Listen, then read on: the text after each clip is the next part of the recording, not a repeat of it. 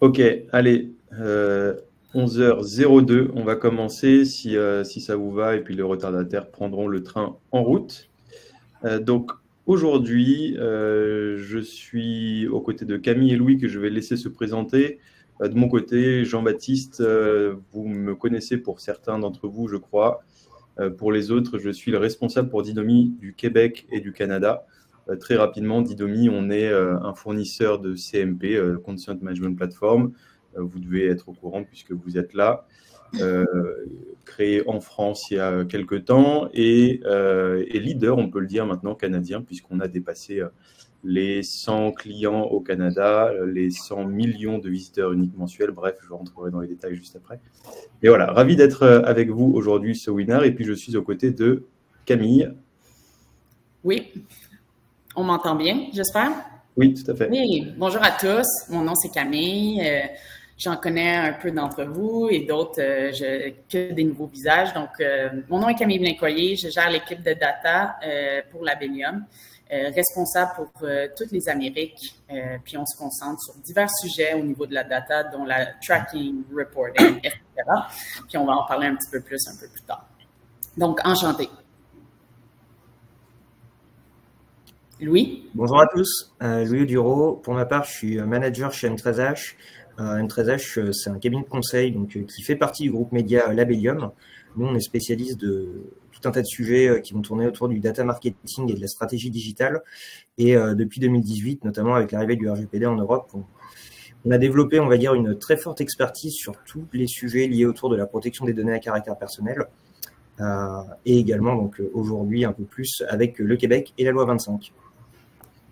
Très bien, donc l'agenda est plutôt dense aujourd'hui puisque on a deux parties et ce que je vous propose, c'est que l'on réserve les questions pour la fin du webinaire, comme ça on pourra peut-être adresser plein de questions en même temps, peut-être qu'il y aura des questions qui seront redondantes aussi, peut-être que des questions, on y répondra au fur et à mesure du webinaire. Donc l'agenda d'aujourd'hui, en premier point, on va commencer par refaire un rapide tour sur la loi 25, même si dans ce volet de collecte de consentement, elle est en application depuis le mois de septembre 2023. Donc, vous commencez, pour la plupart d'entre vous, sûrement en avoir déjà beaucoup entendu parler. Ensuite, on fera un retour de marché et impact de la loi 25, côté M13H, côté Labellium. Et puis, dernier point, configurer ses tags et sa bannière de consentement. Donc, on va dérouler ces différents points en essayant d'avoir un bon rythme, histoire de garder quelques temps pour des questions à la fin, si ça vous va. Donc, aujourd'hui, Didomi, on est aux côtés de Labellium et de M13H par extension. Didomi, comme je vous le présentais tout à l'heure, nous sommes leader du consentement européen et canadien. On a une plateforme de gestion de consentement avec la CMP classique que vous connaissez. Vous nous avez sûrement déjà vu sur, au Québec, au Canada, par exemple, le site de la Banque nationale du Canada, chez SAQ, Croix-Bleue, CA, Simon, et même l'Assemblée nationale du Québec. Donc, je connais bien la loi 25. On a tout un tas d'intégrations avec, par exemple, la suite Google, avec Google Tag Manager, avec Google Consent Mode, mais aussi éventuellement avec l'IAB. Et puis, bien sûr, on est certifié Google, ISO 27001. On peut faire du suivi de conformité avec nos outils. Bref, on peut aller loin dans la gestion du consentement et des préférences. Et donc, je suis aux côtés de Labellium aujourd'hui. Oui, en effet, comme Jean-Baptiste vient de nous l'expliquer, Didomi sont les experts dans la solution technique, non seulement du produit, mais vraiment dans l'espace de la conformité et protection de la donnée. Pour notre part, l'équipe data de Labellium, parce que Labellium, c'est une grande entité, on parle vraiment de l'équipe data. Nous sommes non seulement responsables de l'intégration et de la configuration de la solution Didomi, mais on est aussi les experts en data et en médias et marketing. Donc, cela comprend tout sujet autour de la loi 25, puis les lois similaires, GDPR, etc. Mais aussi l'activation et la mesure de la performance, ainsi que tout ce qui est niveau tracking, etc. Tout ce que vous pouvez penser au niveau de la data. Donc, Jean-Baptiste, je te redonne la parole. Oui, hop, pardon, j'ai appuyé 2 fois. Donc, pour revenir sur la loi 25, la loi 25, c'est plusieurs points. Là encore, c'est peut-être vu et revu pour certains d'entre vous.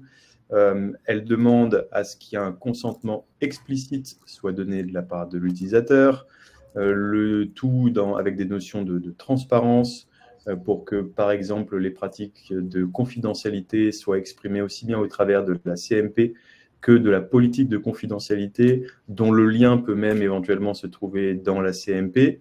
Le but étant d'évoquer les partenaires technologiques tiers embarqués qui peuvent avoir accès aux données personnelles ou en faire un usage, lire, etc.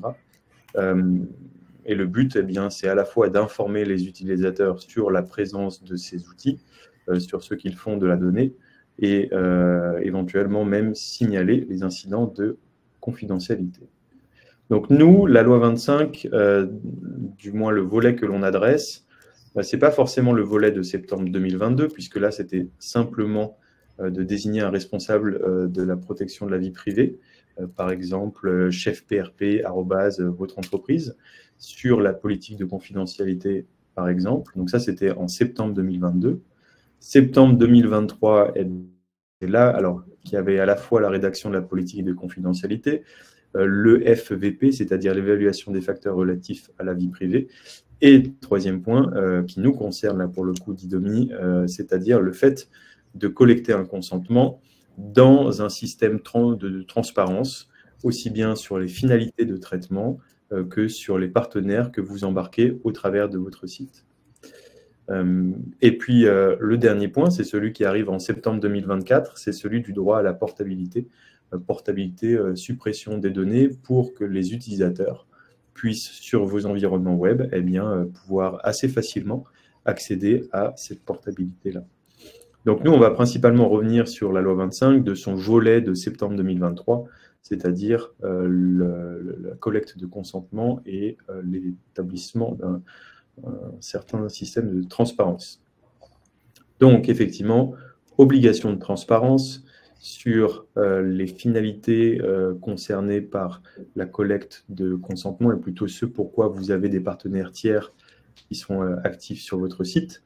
Il faut que l'utilisateur puisse assez facilement donner son consentement, premièrement, qu'il puisse deuxièmement même revenir sur son consentement pour pouvoir le modifier, et troisièmement, que vous puissiez, vous, apporter la preuve de consentement de cet utilisateur, s'il en fait la demande, ou même de l'autorité locale, pour vous, la CAI, la CAI, la Commission d'accès à l'information, qui demain pourrait émettre, on va revenir là-dessus, ses premiers avis, ses premières éventuellement sanctions face à des situations de non-conformité.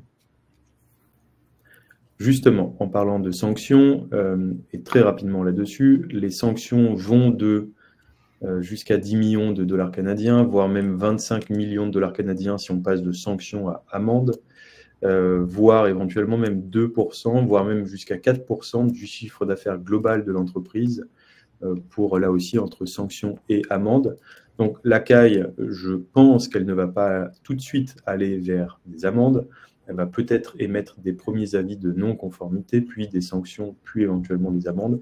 Bref, le but est pour vous, entreprise, de ne pas se retrouver face à cette situation-là, où vous pouvez éventuellement être mis sous le feu des projecteurs pour non-respect de la loi 25. Ce qui veut dire pour cela qu'il faut bien, vous aligner en interne sur ces différents volets de la loi 25 à adresser pour être conforme. Le but, c'est d'éviter donc d'être sous les projecteurs et d'avoir le fait que être mis sous les projecteurs peut avoir un vrai impact négatif sur votre marque. On ne va pas citer la banque qui, quelques années plus tard, subit encore les conséquences de cela. Au contraire, le but est d'embrasser la loi 25 comme étant une opportunité business. Pourquoi opportunité business? Puisque le plus vite vous bougerez là-dedans, et je vois que dans la liste des participants aujourd'hui, il y a quelques clients d'IDOMI, donc c'est très bien, puisque ça veut dire qu'ils ont bougé avant les autres. Pour les autres qui ne sont pas encore conformes, eh bien, ça veut dire qu'il faudrait assez rapidement rattraper cela et devenir conforme à votre tour pour le plus vite possible être capable d'analyser, par exemple, les différents taux de consentement, voir ce qui permet d'augmenter ces taux de consentement, puisque demain, un meilleur taux de consentement égale un meilleur taux de revenu. j'essaye de pas trop parler pour qu'on ait le temps de quelques questions à la fin, mais on voit en Europe carrément le fait que Google coupe du Google Ads Manager, par exemple, auprès des entreprises qui n'ont pas une CMP certifiée Google, avec Google Consent Mode, par exemple, d'activer. Ça veut dire que typiquement, toutes les entreprises qui rechignaient ou qui allaient à reculons vers le fait d'avoir une bonne CMP ou même une CMP tout court, eh bien, se font rattraper même par des problématiques très business. Donc, on n'est même pas ici dans des sanctions administratives, on est dans des sanctions business pures. Donc, voilà, ça ne sert à rien de reculer avant de mettre en place une CMP, le but étant d'embrasser cela le plus vite possible. Retour de marché et impact. Eh bien, justement, nous avons, à vrai dire, organisé un 5 à 7 à Montréal il y a tout juste un mois, où pour l'occasion, eh bien, on a fait tourner nos tableaux en interne pour voir quel était le taux de consentement moyen au Québec sur nos clients. Donc, quand je dis nos clients, c'est bien nos clients canadiens, québécois, c'est-à-dire plus de 100 clients, plus de 2500 domaines, plus de 100 millions de visiteurs uniques mensuels. Donc, on commence à avoir une base suffisamment importante pour arriver à en sortir des chiffres. Et alors, on est tombé sur, ça tombe bien, le chiffre que j'avais à peu près prédit, c'est-à-dire que lorsqu'on me demandait quel allait être le taux de consentement moyen, je disais que ça allait être quelque part entre 75 à 85% de taux de consentement, puisqu'il y a à peu près 5% de taux de rebond et à peu près 10% de taux de consentement négatif, c'est-à-dire une personne qui refuse de donner son consentement explicite aux traceurs non essentiels, puisque les traceurs essentiels ont un consentement implicite. Donc ce 80%, eh bien, c'est le taux moyen que l'on voit auprès de nos clients. Je modérerais en disant que la loi 25, quand elle est sortie en septembre 2023, eh bien, elle était relativement floue sur le nombre de clics pour pouvoir refuser. Pour accepter, c'était un clic, c'était très simple. Pour refuser, elle était plus floue que ça. Ce qui veut dire qu'un certain nombre d'entreprises ont carrément mis le bouton refuser dans la deuxième fenêtre au sein de En savoir plus. Là, sur la première fenêtre, vous arrivez sur la deuxième fenêtre et là, il y a le bouton refuser. Ensuite, la CAI est venue rectifier cela en proposant que le nombre de clics pour refuser soit le même que pour accepter, c'est-à-dire un clic. Or, 100% de nos clients canadiens n'ont pas encore suivi cette préconisation, enfin cette nouvelle ligne directrice de la CAI, ce qui fait que ce 80% est éventuellement un peu dopé par nos clients qui n'ont pas encore suivi la nouvelle ligne du mois de novembre de la CAI, avec en gros simplement un bouton accepter ou en savoir plus sur la première fenêtre et le bouton refuser en deuxième fenêtre. Je dis ça, mais ce n'est pas le cas de tous nos clients. On en a d'autres qui ont effectivement le bouton refuser en première fenêtre. D'ailleurs, on a aussi comparé cela par rapport à nos autres pays européens, par exemple. Donc là, c'est intéressant de voir ô combien les Français sont râleurs, puisque notre taux de consentement en France est de 72%. Donc nous avons beaucoup plus tendance à refuser de donner notre consentement qu'à accepter. C'est pour ça que je n'étais pas... je ne pouvais pas donner un chiffre précis avant que la loi 25 rentre en vigueur, puisque je ne savais pas si le Canada allait être plus français ou plus allemand, finalement, ou plus belge. Eh bien, en vérité, on dirait que c'est un peu entre les deux. Donc, c'est ce 80% qui est effectivement voilà, assez révélateur de la tendance mondiale de taux de consentement dans les pays, dans les régions où il y a une loi équivalente à la loi 25, au RGPD, qui rentre en application.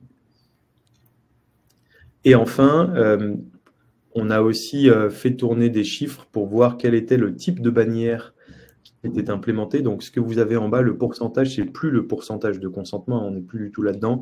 Là, on est sur le pourcentage de design de bannière qui est implémenté.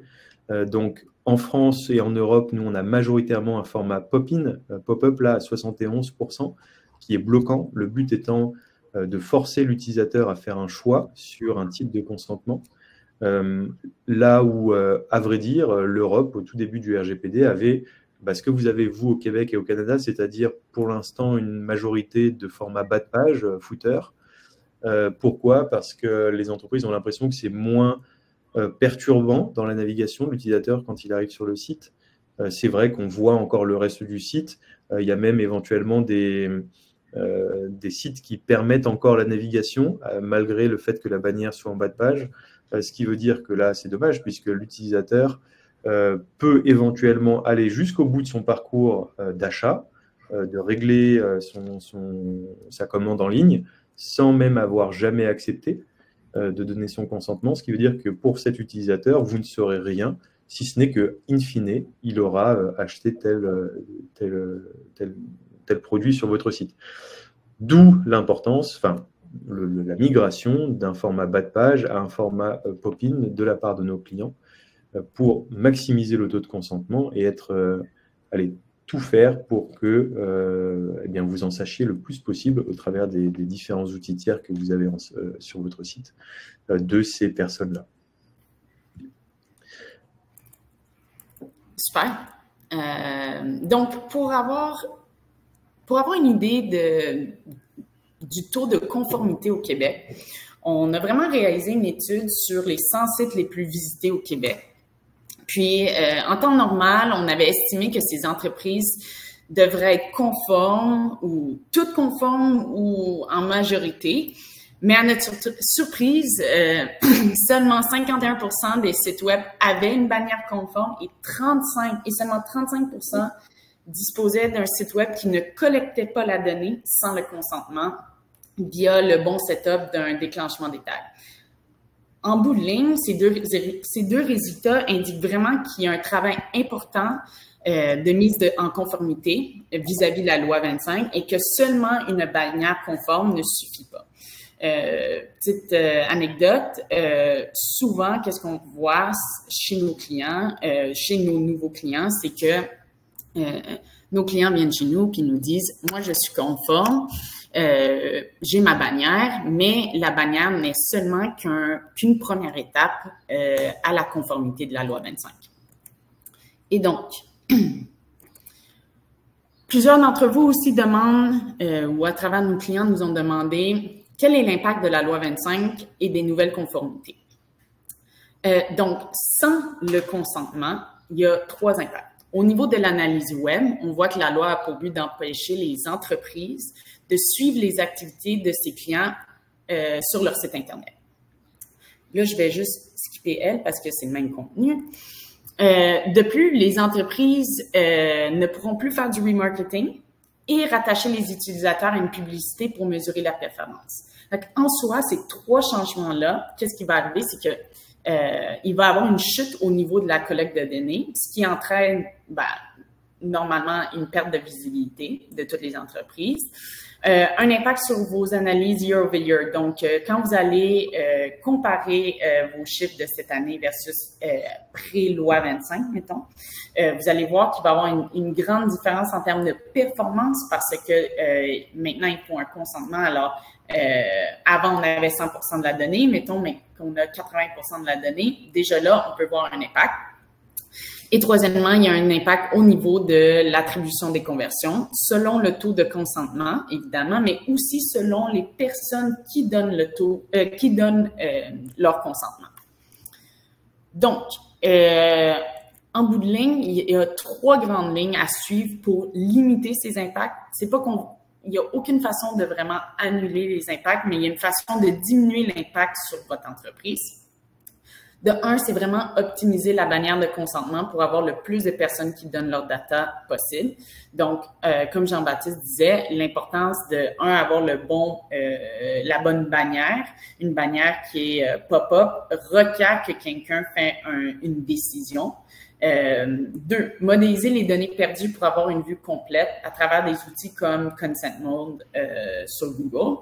En bout de ligne, c'est que si par avant, il y avait 100% de la donnée, vous en avez maintenant 80%, mais c'est qu'on est capable d'aller modéliser ou prédire le 20% des usagers qu'on aurait eu normalement, quelle aurait été leur... en bon anglais, le behavior ou leurs aptitudes en temps normal si on avait collecté l'information. Puis de 3, c'est de capitaliser, sur les outils de tracking plus avancés comme CAPI, Enhanced Conversion, Customer Match, et de capitaliser aussi sur vos données first party. Donc, À toi, Louis. Je laisse Louis parler de comment, là, on a parlé beaucoup de ne pas être conforme à la loi, mais Louis va vous passer à travers les étapes de comment l'être. Merci Camille. Donc, en effet, je pense que comme ça a transpiré entre guillemets dans les propos de Jean-Baptiste et de Camille depuis le début de cette présentation, bien souvent, on a malheureusement tendance à penser que la mise en conformité de son site web, en réalité, donc de son entreprise, ça passe par la mise en place d'une bannière de consentement, pour faire simple, et puis c'est tout. Mais en réalité, c'est un peu plus complexe que ça. Parce qu'il suffit pas donc de mettre en place donc une simple bannière de consentement, quel que soit le format d'ailleurs, comme les a rappelé Jean-Baptiste, pour être conforme. Il faut se doter d'une bannière de consentement, ça c'est une certitude, mais c'est uniquement l'étape numéro 1. Ça va vous permettre plusieurs choses. Se doter d'une bannière de consentement, premièrement, très important parce que vous allez pouvoir couvrir donc toutes, on va dire, vos obligations vis-à-vis donc du caractère informatif que vous voulez pousser à l'internaute. Donc ça va vous permettre donc d'afficher l'ensemble des finalités de traitement que vous poursuivez, donc que ce soit des finalités d'analyse, de mesure de la performance, des finalités publicitaires par exemple, également d'autres types de finalités, par exemple tout simplement le bon fonctionnement de votre site. Il y a pas mal de traceurs sur vos sites web qui sont des traceurs donc de fonctionnement. Et qui pour la plupart d'ailleurs ne nécessiteront pas forcément de consentement parce que sans ça votre site ne peut pas fonctionner. Donc ça va vous permettre d'informer l'internaute de ses finalités et des solutions donc, qui correspondent à chacune de ces finalités. Donc principe informatif. Second principe, le principe de collecte, c'est-à-dire que grâce à ces bannières de consentement, vous allez pouvoir naturellement collecter un consentement d'internaute pour soit l'ensemble des finalités poursuivies, soit de manière plus granulaire pour chaque finalité, voire éventuellement dans certains cas de figure pour chaque solution. Ça, c'est par exemple des choses qu'une CMP comme Didomi permet. Ça va également vous permettre donc de laisser le choix à l'internaute de revenir sur ses choix à tout moment. Ça également, ça fait partie des obligations de la loi 25. Et en réalité, on pourrait se dire qu'on s'arrête ici, on a collecté le consentement, donc on est tranquille, si je puis dire. Sauf qu'en réalité, c'est pas du tout ça. Il faut que tous ces signaux de consentement, derrière, vous puissiez les partager à l'ensemble des solutions pour lesquelles, justement, vous avez collecté un consentement. Et ça, donc, c'est ce que permet de faire donc des CMP comme Didomi, c'est-à-dire que pour chaque solution, pour chaque finalité, il y a un paramètre qui va être poussé donc dans le data layer de votre site, avec donc une information, oui, non, pour telle finalité ou pour telle solution. Et donc, c'est cette information derrière qui va vous servir à conditionner donc l'ensemble des tags de votre site web. En général, donc quand vous avez un site web, vous allez avoir un TMS. Un TMS, c'est un Tag Management System, c'est un outil comme Google Tag Manager par exemple, que vous connaissez peut-être, mais il y en a d'autres sur le marché, qui vont vous permettre donc de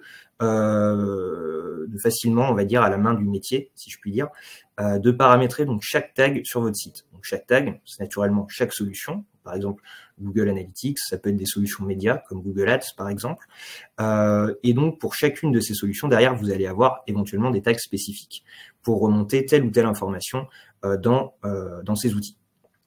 Et donc, ce qui va être très important de faire dans ces TMS, c'est de récupérer l'information de consentement donc, qui va transiter au final de votre CMP, donc votre Consent Management Platform Didomi par exemple, et donc de la récupérer dans votre TMS pour pouvoir vous dire, voilà, là typiquement les finalités, donc si l'ensemble des finalités sont acceptées, l'ensemble de mes tags vont se déclencher.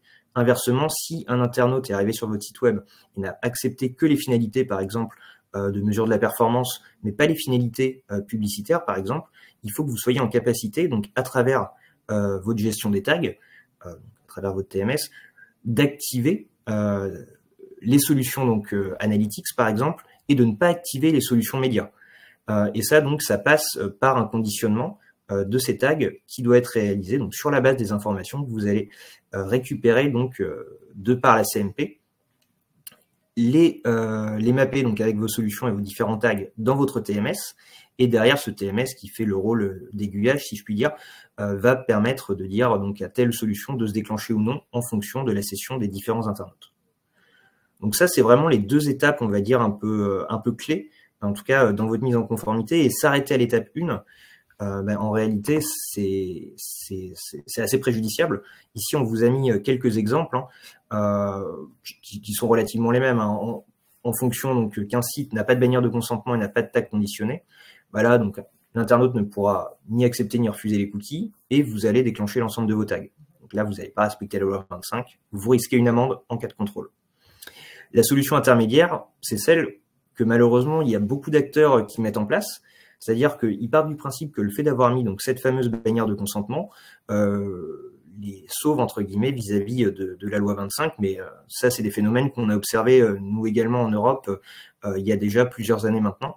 Donc c'est pour ça que la plupart des acteurs, en tout cas en Europe, mais on le souhaite le plus tôt possible, en tout cas au Québec, coche plutôt le cas de figure de la colonne 3, celui que j'ai cité juste avant, donc qui est d'avoir une bannière de consentement qui va vous permettre de collecter un consentement, donc une acceptation ou un refus de l'utilisation des cookies, et qui va vous permettre derrière, dans votre TMS, de pouvoir déclencher les tags de l'ensemble de vos solutions, que ce soit analytics, publicitaires, que ce soit des solutions de fonctionnement du site web, par exemple, qui vont pouvoir être déclenchées selon les consentements qui vont être collectés. Et là, vous vous assurez le plein respect, on va dire, de la loi 25, et en cas de contrôle par la CAI, vous ne risquez pas de sanctions, en tout cas sur cet aspect conformité cookie. Si, juste, pardon, Louis, pour effectivement rajouter une couche là-dessus. La loi 25, elle est bienvenue ici comme étant un garde-fou contre le dépôt intempestif de traceurs, de fichiers témoins dans tous les sens. Donc certes, elle demande le consentement de la part de l'utilisateur, mais elle demande le consentement pour qu'ensuite, ces traceurs soient déposés en fonction du type de consentement de l'utilisateur, sachant que la loi 25, elle est opt-out par défaut, ce qui veut dire que tant que je ne dis pas oui, c'est comme si je disais non. Donc l'avantage d'avoir, enfin c'est pas l'avantage, oui effectivement c'est les meilleures pratiques de passer par un TMS versus un paramétrage en script en dur, mais effectivement le but d'un TMS comme GTM, c'est bien d'attendre le go d'une CMP. Sur la CMP, l'utilisateur dit « Ok, je consens » et nous, ensuite, on dit à GTM « Ok, go, tu déclenches tous les traceurs puisque l'utilisateur a donné son consentement. » Ou alors « No go, tu ne déclenches que les traceurs essentiels puisque l'utilisateur n'a pas donné son consentement. » Et dans tous les cas, en attendant que l'utilisateur dise « Go », GTM ne déclenche rien, si ce n'est les traceurs essentiels, justement pour respecter cette loi 25 et par rapport au paramétrage que vous en faites. Ouais, tout à fait. Et le point très important également à rappeler, c'est que, on va dire, il n'y a pas de fonctionnalité magique entre Didomi et GTM. C'est bien donc un paramétrage total donc, de votre CMP qui doit être réalisé de votre côté, avec l'ensemble de vos solutions et l'ensemble de vos finalités de traitement, et également un paramétrage complet qui doit être réalisé dans GTM sur la base des informations qui vont transiter de la CMP. Et d'ailleurs, bah, ça, c'est un élément c'est un article qu'on a vu assez récemment dans la presse et qui montre qu'en réalité, bah, on n'est pas les seuls à le dire et à le penser, mais ça se voit hein, d'ailleurs parce que lorsque n'importe quel expert ou pas forcément si expert que ça de la data se promène sur votre site web, c'est assez facile de constater si les tuyaux sont branchés ou pas. Donc, si on remet les choses un peu en perspective et de manière un peu plus opérationnelle, concrètement, qu'est-ce que ça implique donc de se mettre en conformité cookie? En réalité, on vous a présenté deux étapes, donc l'étape 1 et l'étape 2, que je citais précédemment, qui sont un peu la clé de voûte de votre mise en conformité cookie. Mais à côté de ça, il y a quand même un certain nombre d'étapes annexes, voire supplémentaires, qui doivent être pensées et mises en place si vous voulez vous assurer, on va dire, de la bonne orchestration, on va dire, de votre conformité. Une première étape, donc, qui est plutôt une étape 0, hein, c'est plus une étape de cadrage, et d'ailleurs, ça fait pas de mal. La plupart de ces types de projets de mise en conformité sont toujours un bon moyen de faire le tri des traceurs qui peuvent exister sur votre site web. Avant de paramétrer votre CMP, avant de paramétrer vos tags dans GTM, vous allez devoir recenser l'ensemble des solutions qui existent sur votre site web et qui vont utiliser des traceurs, des cookies, des pixels, etc. Ça, c'est toujours un bon exercice parce que déjà, il peut y avoir des solutions que vous n'utilisez plus et ça va vous permettre donc de bien avoir en tête tout ce qui collecte des données sur votre site web et ce qui peut les envoyer à différents types de partenaires ou prestataires médias. Derrière, toutes ces solutions, il va falloir les catégoriser. Une fois que vous les avez identifiées, vous les catégorisez donc dans des finalités de traitement que vous adressez. Donc, ça peut être des finalités de traitement, de mesure de la performance sur votre site web, des finalités de traitement publicitaire, des finalités de traitement nécessaires au bon fonctionnement de votre site. En général, il n'y en a pas des tonnes, mais on se retrouve toujours à avoir 4 ou 5 catégories différentes. Donc ça, c'est l'étape 0. Ensuite, l'étape 1, on en a parlé juste avant, il va falloir que vous configuriez votre CMP. Donc, par exemple, si vous avez une CMP comme dit Domi, qui est plutôt bien fichue, hein, si je puis dire, vous allez pouvoir ici donc renseigner l'ensemble des différentes solutions qui existent sur votre site web, les rattacher donc à telle ou telle catégorie ou finalité de traitement que vous auriez définie, et derrière, donc, vous allez pouvoir déployer votre CMP en production. Une fois que vous avez fait tout ça, vous avez un bandeau qui fonctionne sur votre site web, quel que soit le format, et qui permet donc de collecter des consentements. Ensuite, ces consentements, c'est ce paramétrage que j'ai expliqué juste avant, il faut donc les utiliser pour paramétrer ou conditionner les tags dans votre TMS. Alors, ici, on part du principe que vous avez un TMS. Pour avoir un site web, il n'y a pas de nécessité d'avoir un TMS, hein, naturellement. Simplement, les TMS, c'est des outils aujourd'hui qui sont très répandus sur le marché et qui permettent vraiment de faciliter la mise en conformité et la gouvernance de l'ensemble des tags sur votre site web. C'est des outils, en général, qui sont plutôt à la main du métier. Sous-entendu, vous n'avez pas le besoin, entre guillemets, d'aller voir votre agence ou votre DSI lorsque vous voulez activer, ajouter ou supprimer un tag. Et donc, nous, la plupart de nos clients travaillent avec ce type d'outils, en tout cas. Dans ce TMS, c'est là que vous allez donc pouvoir dire, ben voilà, par exemple, mon tag de conversion sur Google Analytics, je vais le déclencher si et seulement si j'ai bien collecté un consentement pour Google Analytics ou pour la finalité de traitement que j'ai déclaré donc dans ma CMP. À ce stade, donc, vous avez un bandeau cookies qui fonctionne, qui informe les internautes, qui collecte des consentements et des consentements donc, qui sont déportés selon les différentes solutions qui existent dans votre TMS pour pouvoir les activer ou non. Donc, une fois que vous avez fait ça, en réalité, vous êtes en conformité vis-à-vis de la loi 25. Sur la partie conformité cookie. Ensuite, vient la troisième étape, celle de l'amélioration, on va dire, continue. Tout à l'heure, Jean-Baptiste et Camille ont partagé pas mal de chiffres, notamment des taux de consentement et différents formats de bannières. Formats de bannières, d'ailleurs, qui ne sont pas utilisés de manière, on va dire, similaire en fonction des zones géographiques observées, notamment l'Europe et le Canada. Nous, ce qu'on constate quand même, c'est que il y a beaucoup de choses à faire en matière d'optimisation des taux de consentement. Ça peut être fait déjà soit en observant, on va dire, des bonnes pratiques marché. Jean-Baptiste en a évoqué une tout à l'heure, notamment le fait de bloquer la navigation pour obliger, entre guillemets, l'internaute à faire un choix et ne pas, entre guillemets, laisser, on va dire, une troisième option possible qui serait entre l'internaute qui accepte les cookies, l'internaute qui refuse, celui qui continue à naviguer sur votre site web sans avoir rien accepté. En général, le fait de bloquer la navigation, en tout cas, ça s'observe en Europe, est plus performant en matière de collecte de données et ne va pas forcément pour autant faire augmenter drastiquement votre taux de rebond. Ça, c'est un point à avoir en tête. Après, donc sur l'ensemble des formats, vous pouvez toujours réaliser des A/B tests pour savoir en fonction de la couleur, de l'emplacement des boutons. Enfin là, c'est un peu sa cuisine interne. Hein. Il y a des bonnes pratiques marché, mais c'est toujours possible d'améliorer, en tout cas, son taux de consentement. Bien qu'il faille avoir en tête un point important, c'est que le taux de consentement variera énormément en fonction de votre site web, en fonction de votre marque et en fonction du secteur d'activité dans lequel vous opérez.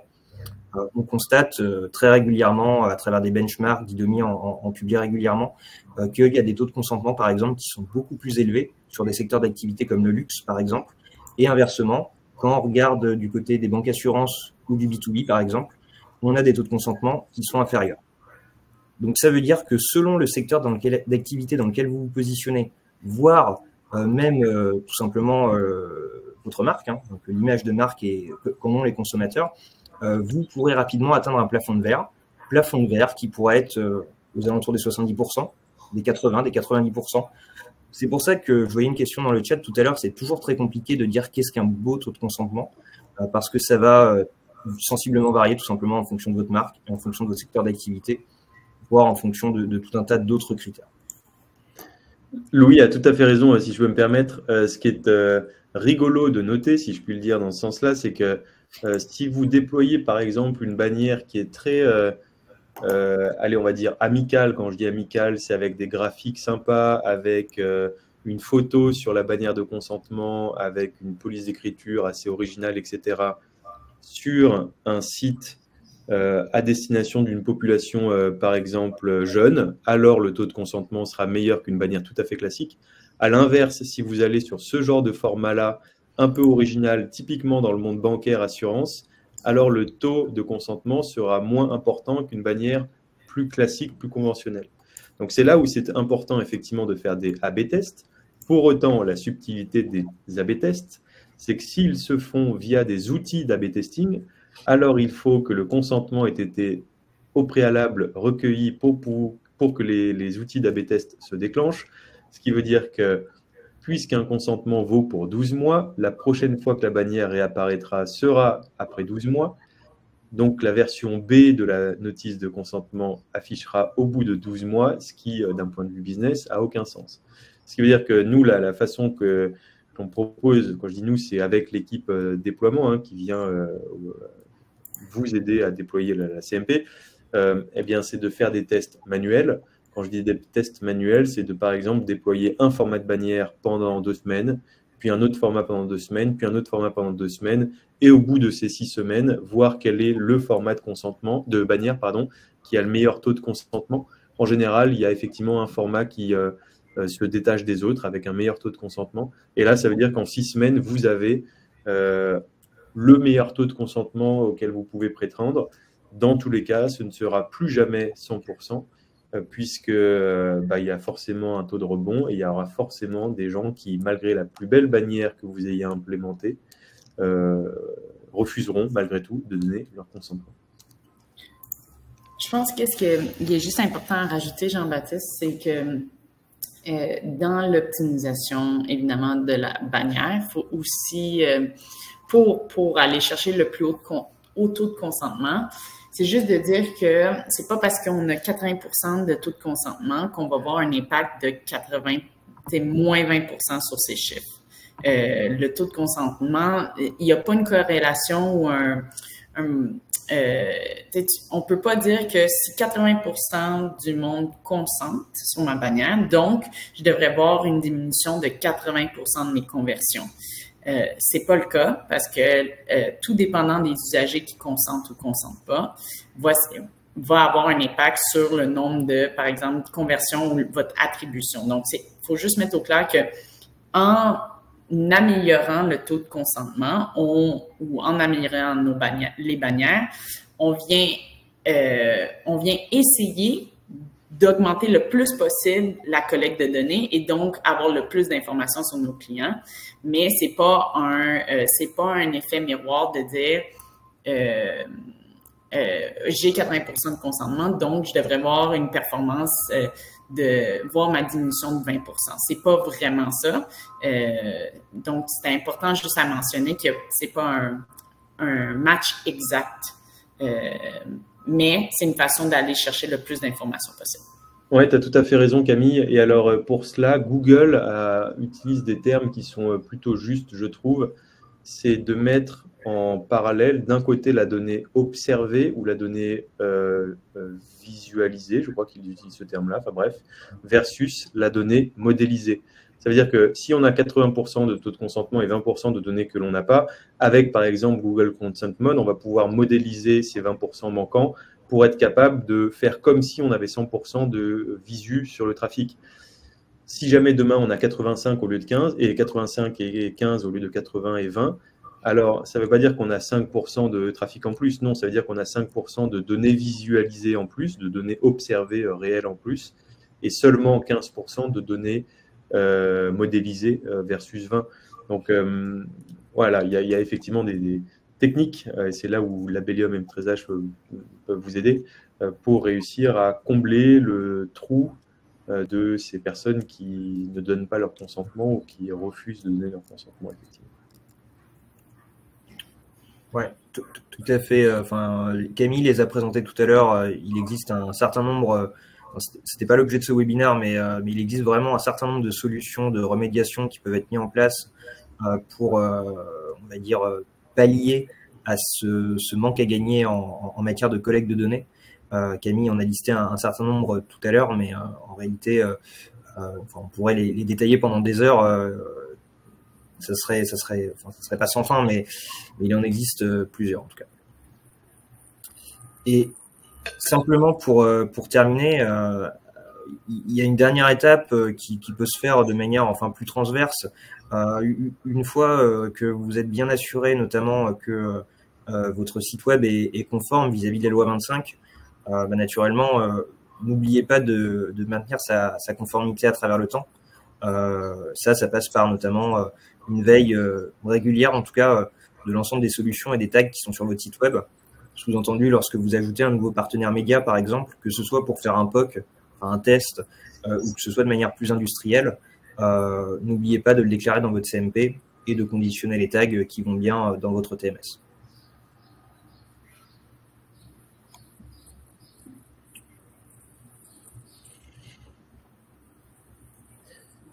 De notre côté, c'était à peu près tout. Je pense que j'ai vu quelques questions dans le chat. Ouais, c'est ce que j'allais dire. Donc, on va passer aux questions si ça vous va. Très rapidement, juste avant, pour vous informer de 2 points. Le premier, c'est qu'on tient ce même webinar en anglais jeudi. Si jamais des collègues à vous souhaitent justement se joindre à nous pour la même conférence en anglais. Quand je dis des collègues à vous, c'est peut-être des collègues de votre bureau à Montréal qui ne sont pas francophones. Ça peut aussi être des collègues à vous qui ne sont pas basés au Québec, qui peuvent être basés par exemple en Ontario, en Alberta, en Colombie-Britannique. Je dis ça puisque on voit une certaine capillarité de la loi 25 de plus en plus importante sur ces provinces-là, où par exemple un certain nombre d'entreprises, bien que leur siège social soit en Ontario, souhaitent malgré tout se conformer à la loi 25 puisqu'un certain nombre de leurs utilisateurs sont basés au Québec. Donc voilà, pour ces personnes anglophones-là, Camille et Louis et moi tiendrons donc ce même webinar jeudi à la même heure. Et ensuite, donc vous pouvez vous inscrire via le QR code qui est ici. De toute façon, je crois que nous vous enverrons la présentation, donc vous aurez accès à cela. Et puis pour information de notre prochain webinar, puisque Didomi, on tient assez régulièrement des webinars, nous aurons autour du sujet de l'AdTech Innovation et comment l'AdTech rencontre la donnée privée, le respect de la donnée privée. Nous aurons Julia, qui est General Counsel et Chief Privacy Officer chez Teli. Nous aurons Paul, qui est directeur technologie outsourcing privacy chez Phil Fisher, et Thomas, qui est notre Chief Privacy Officer chez nous, Didomi. Donc là aussi, n'hésitez pas à vous inscrire avec ce QR code. Voilà, donc je vous propose, pour ce dernier quart d'heure, c'est parfait, de prendre vos questions, de répondre à vos différentes questions. Donc il y a déjà toute une série de questions où nous avons répondu en ligne. Je ne sais pas si Louis, Camille, vous voulez rajouter des points avant que l'on passe aux questions, à moins que vous vouliez vous aussi éventuellement directement répondre en live aux questions qu'on a sur l'application. Non, mais Jean-Baptiste, c'est peut-être une bonne idée de commencer par les questions qui n'ont pas été encore répondues, mais je sais que tu as répondu à quelques questions. Ça serait bien quand même de lire les questions puis de juste relancer ou redire ta réponse. Oui, très bien. Donc, par exemple, la première question était de Eduarda qui nous demandait de nous informer de l'impact de la loi 25 sur le trafic des sites web au Québec en 2024. Donc, c'est là où, Eduarda, je ne sais pas du tout si tu parles de trafic, auquel cas, je ne crois pas que le trafic, de façon globale, ait diminué du fait de la loi 25. Par contre, peut-être qu'effectivement, votre vue de ce trafic a pu diminuer. Si jamais vous avez par exemple un taux de consentement de 80%, alors il est probable que vous ayez perdu 20 points de vue de ce trafic. Donc bien de vue, ce qui veut dire que là encore, avec par exemple Google Consent Mode ou d'autres outils, vous pouvez modéliser ces 20% perdus. Camille, tu voulais rajouter un point? Oui, je voulais juste rajouter un point sur le trafic. C'est une petite déviation de la question, mais sachez que la loi 25, quand on parle de trafic, on parle, le dit un peu plus tôt, mais je veux juste le réitérer, que si vous êtes une entreprise en Ontario ou aux États-Unis ou peu importe à l'extérieur du Québec, et que vous collectez de l'information de quelqu'un du Québec, que ça soit une personne ou 100 personnes ou 100 000 personnes, vous devez être conforme à la loi au Québec. Je ne sais pas si ça avait été assez mis de l'avant, mais peu importe le volume d'informations qui provient en termes de trafic du Québec, ça vous nécessite d'être en conformité avec la loi. Donc c'est pour ça que le webinaire en anglais pour vos collègues d'autres provinces pourrait effectivement avoir du sens jeudi. La question suivante de Nicolas qui demande si des entreprises ont déjà été sanctionnées par le gouvernement québécois et si oui, quel type d'entreprise. Alors pour ce volet de la loi 25 de septembre 2023, il n'y a pas encore eu d'avis de non-conformité de la part de la CAI, de la CAI. Pour autant, le délai qui était à peu près connu en septembre 2023, c'est que dans les 6 à 12 mois, les premiers avis de non-conformité allaient arriver. Ça ne veut pas forcément dire sanction puis amende. On parle simplement de potentiel avis de non-conformité pour qu'ensuite l'entreprise ait, je crois, à peu près 6 mois pour rentrer dans les clous. Plusieurs points. Ça me fait penser qu'au dernier 5 à 7 qu'on a organisé à Montréal il y a un mois, il y avait dans la salle l'ancienne juge, seul juge de la CAI, Maître Chassigneux, qui a répondu, même si elle n'est plus à la CAI, sur ce qu'elle pensait allait être ce qu'allait être justement l'activité de la CAI dans les prochains mois. Et effectivement, c'était à peu près ce point-là, sachant qu'elle, pour le coup, avait dressé un avis de non-conformité contre la Banque Desjardins, que vous connaissez, quand elle était justement à la CAI. Donc demain, la CAI, si elle doit s'adresser, ou plutôt, voilà, émettre un avis de non-conformité contre des entreprises de taille importante comme Desjardins, je suis quasiment certain qu'elle n'aura aucun problème pour le faire. Ensuite, autre question, toujours de Nicolas, existe-t-il tout de même des bonnes pratiques pour améliorer son taux de consentement via la bannière Popin de consentement? Eh bien oui, il existe des façons d'augmenter son taux de consentement, c'est ce que Louis mentionnait juste avant, c'est-à-dire de travailler au bon design de la bannière, le bon design étant par rapport à votre industrie à vous. Et là, typiquement, si vous échangez avec nos équipes d'accompagnement au déploiement, on pourra vous dire que ce qui fonctionne dans votre industrie, c'est plutôt ce format de bannière que celui-là, qu'il vaut mieux avoir un logo, un titre clair, le bouton accepter qui soit de la même couleur que votre charte graphique, etc. Bref, en général, plus la bannière est travaillée, plus l'utilisateur n'aura pas l'impression de passer par une bannière tiers de collecte de consentement, mais votre bannière à vous. Et pour peu qu'il ait déjà confiance en votre marque, l'utilisateur aura beaucoup plus tendance à accepter de donner son consentement via notre bannière qui ressemble à votre marque. Louis, je ne sais pas, ou même Camille, si vous aviez des points là-dessus, même si je crois que... C'est bien, non, assez complet, pour ma part en tout cas. Ouais, non, c'est très, très complet. Simplement, un point en effet important à avoir en tête. Bien souvent, ce qu'on conseille, et d'ailleurs, c'est les formats les plus utilisés, en tout cas en Europe, c'est les fameux formats Popin, donc qui vont bloquer la navigation et qui vont s'afficher en plein milieu de l'écran. En temps normal, c'est plutôt les formats les plus performants. Mais ce qu'il faut bien avoir en tête, et ça, c'est un peu ce que tu soulignais à l'instant, Jean-Baptiste, c'est qu'il faut que ça se rapproche le plus possible, on va dire, de la charte graphique de votre site web, notamment pour des utilisateurs qui pourraient penser ne pas arriver sur votre site web, justement en voyant une bannière s'afficher au milieu de la page. Donc c'est pour ça qu'en général, ce qui fonctionne très bien, c'est de mettre le plus possible des éléments de réassurance. Tu as parlé de logo, tu as parlé de couleur de la charte graphique de la marque. Ça, c'est autant d'éléments justement qui vont vous éviter le maximum d'avoir du taux de rebond. Ensuite, une question de Roxane, peut-être pour toi, Louis, puisque c'est toi qui en parlais tout à l'heure. Pendant le processus d'implémentation de CMP et TAG, quelles pratiques suggérez-vous d'implémenter rapidement pour avoir un minimum de conformité à la loi et ainsi éviter des pénalités? Alors, je suis pas sûr de comprendre ce qu'on entend par pratique, mais en tout cas, enfin, la seule recommandation que je puisse donner, c'est vraiment de pas faire les choses à moitié, entre guillemets. Donc, c'est-à-dire, c'est se doter d'une bannière de consentement, Didomi par exemple, et derrière, donc, de bien paramétrer donc l'ensemble de ces tags sur votre site web. Donc, même vos tags analytics, parce que même si on va dire que les finalités de traitement sont moins intrusives que les finalités publicitaires, qui visent cette fois-ci à utiliser de la donnée donc de vos utilisateurs à des fins d'activation publicitaire ou de mesure de la performance, ça serait dommage, disons, de se faire contrôler et de prendre une sanction, entre guillemets, parce que vous avez fait seulement la moitié du travail.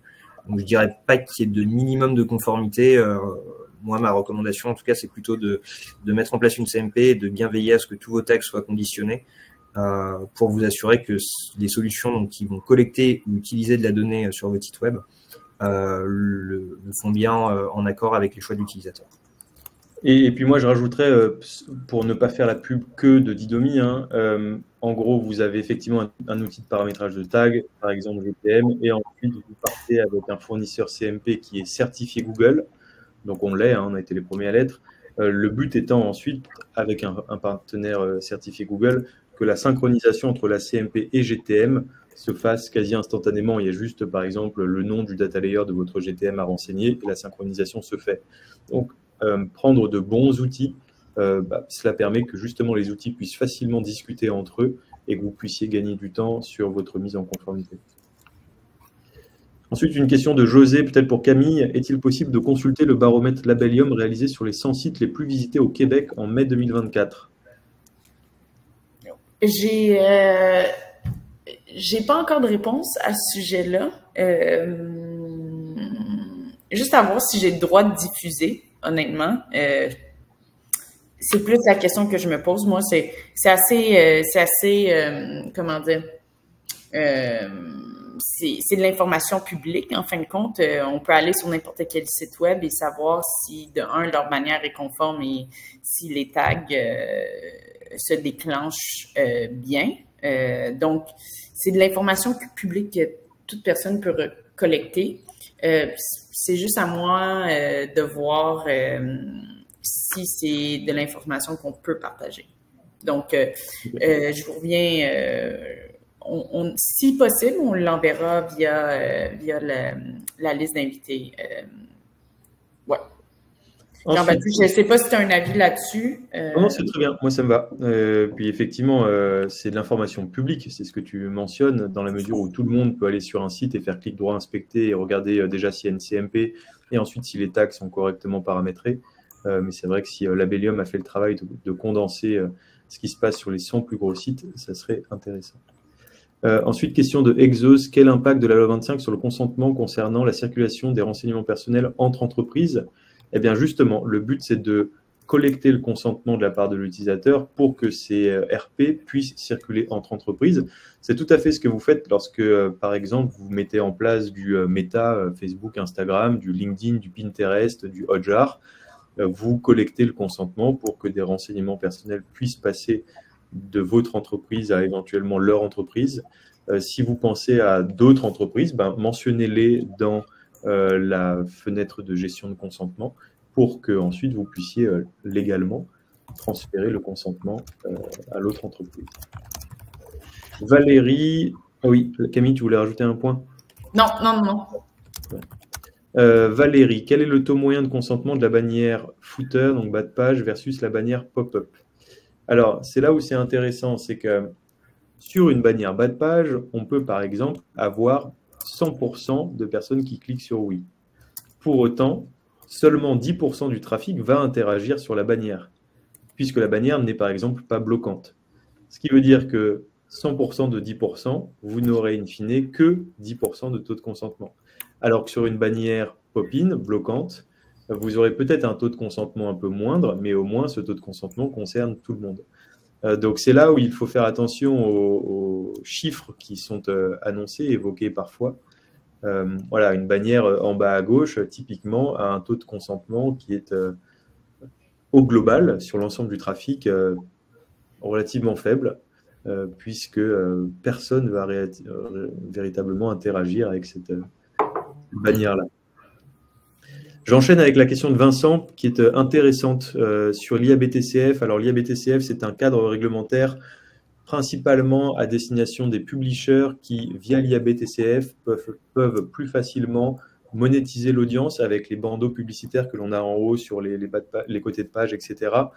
Alors, en toute transparence, nous sommes leaders auprès des publishers français et européens avec plus de 80% de parts de marché.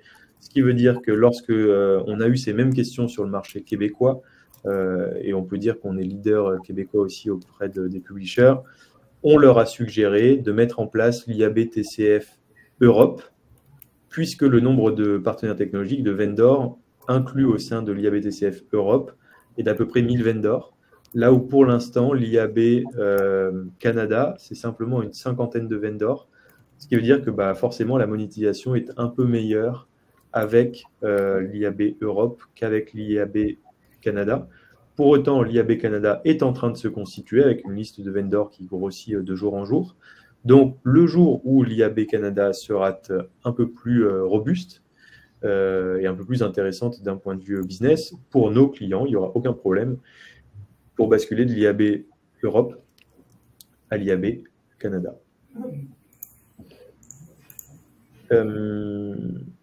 Et dernière question de la part de Roxane. Est-ce qu'il y a des CMP Google gratuits, donc des CMP certifiés Google gratuits, je présume?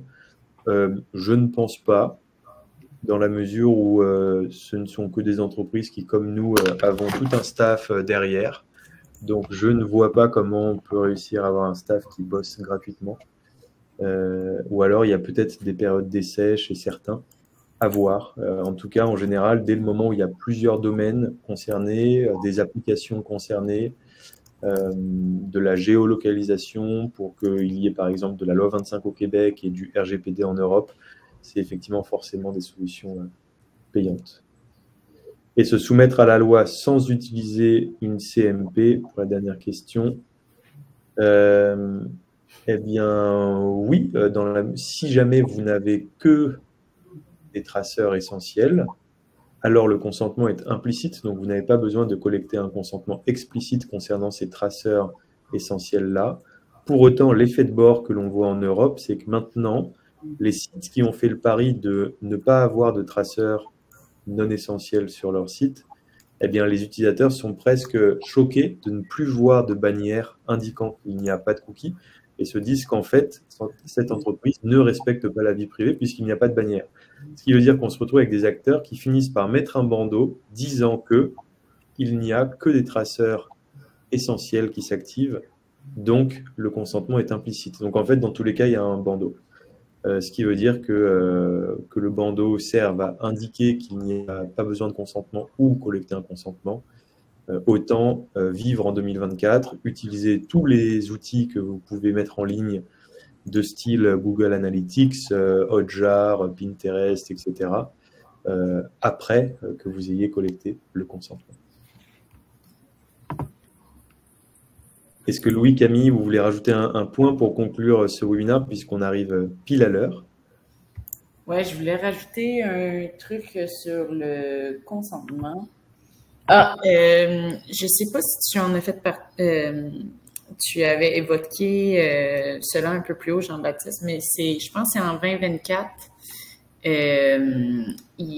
Oui, c'est possible d'être conforme sans CMP. Par contre, s'il y a des tags qui sont pas ou des cookies qui sont pas essentiels, puis où on nécessite un consentement, il faut une CMP en fin de compte parce que le gouvernement pourrait en tout temps demander une liste des personnes qui ont consenti. Donc, je pense que c'est en 2024, Jean-Baptiste, si je me trompe pas, il faut être toute entité qui collecte de l'information doit être capable de donner une copie des consentements collectés.